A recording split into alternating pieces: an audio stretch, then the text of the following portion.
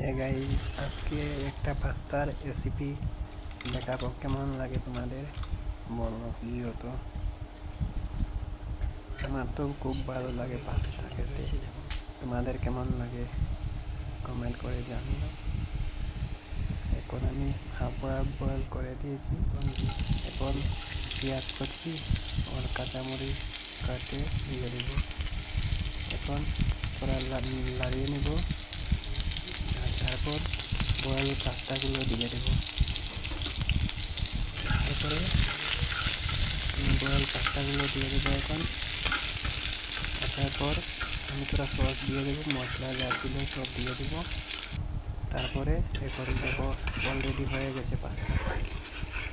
এখন তোরা লাড়িয়ে ফেলি, তোরা গ্রেভি আর ড্রাই অল্প অল্প ড্রাই করবো।